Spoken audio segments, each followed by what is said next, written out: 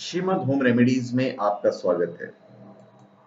और हम आपको बताएंगे कि हमारे तुलसीदास जी ने 600 साल पहले ही बता दी थी कि सूर्य और पृथ्वी के बीच की सटीक दूरी क्या थी। भले विज्ञान बहुत तरक्की कर रहा हो और नित्य नए राज खोल रहा हो, पर भारत की भूमि पर हमेशा से ही विज्ञान पर शोध होता रहा है। यही कारण है कि जो ज्ञान आज वैज्ञानिक बताते हैं वे सभी हमारे वेदों में मिलते हैं। विज्ञान को जितना भारतीय मुनियों ने समझा है, शायद ही किसी और ने जाना होगा। इसी बीच हम आपको बताने जा रहे हैं कि तुलसीदास जी के विज्ञान ज्ञान को भी किस प्रकार उन्होंने सूर्य और पृथ्वी के बीच की दूरी को सटीकता से बताया था। उन्हें हुए लगभग 600 साल हो गए, पर जब उनकी बात नासा और तमाम संगठन भी सही बताते हैं तो समूचे विश्व को हैरानी होती है कि भारतीय बहुत वैज्ञानिक दृष्टिकोण रखते थे। प्राचीन समय से ही गोस्वामी तुलसीदास ने बता दिया था कि सूर्य और पृथ्वी की दूरी लगभग 15 करोड़ किलोमीटर है। यह बात किसी आश्चर्य से कम नहीं है। आखिर कैसे तुलसीदास जी ने आकलन किया था, और वो भी पूरी तरह से सही? तो क्या ऐसा संभव है कि विज्ञान ने धर्म की कॉपी की हो? हनुमान चालीसा में एक दोहा है, जुग सहस्त्र योजन पर भानु, लिल्लौताई मधुर फल जानू।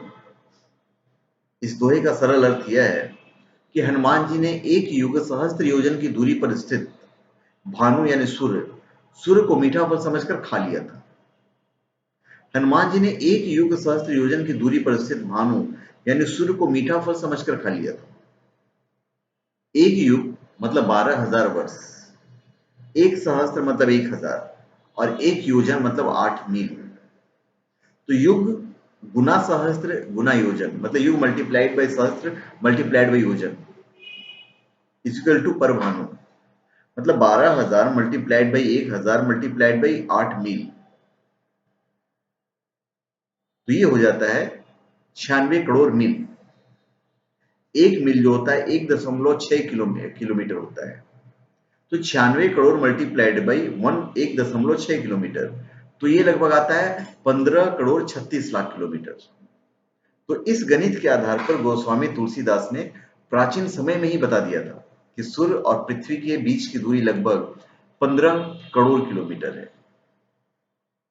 तो आप सोच सकते हैं कि हमारे ऋषि मुनि कैसे थे। इस गणित में युग बताया गया है, एक युग कितने वर्ष का होता है, फिर सहस्त्र और अंत में योजन। सभी का कुल जोड़कर जब उसे किलोमीटर से गुणा किया जाता है तब यह दूरी सूर्य और पृथ्वी के बीच की दूरी के बराबर निकलती है। अब इसे आज का मानव कोई संयोग भी बोल सकता है या बोल देता है कि चलो ये तुक्का वाली बात है, तुक्का लगाया होगा उन्होंने। लेकिन धर्म के जानकार बताते हैं कि हनुमान जी ने बचपन में ही यह दूरी तय कर ली थी, जब वो सूर्य को फल समझकर खाने के लिए पृथ्वी से सूर्य पर पहुंच गए थे। अब इस सच को माने या नहीं माने वो एक अलग बात है, ये तो आपके ऊपर निर्भर करता है। लेकिन इससे यह तो सिद्ध हो जाता है कि आज भी धर्म विज्ञान से कहीं आगे है। धर्म कहता है कि ब्रह्मांड में एक नहीं हजारों सूर्य चंद्रमा है, और तो और अनगिनत ब्राह्मण की थ्योरी भी वैज्ञानिक रामायण से लेते हैं। आसान भाषा में देखा जाए तो भारतीय संस्कृति जिसमें वेदों का समावेश है वह आधुनिक विज्ञान से बहुत ऊपर है, और इसी कारण आज भी वेद की कई ऋचाएं वैज्ञानिकों को समझ में नहीं आती है।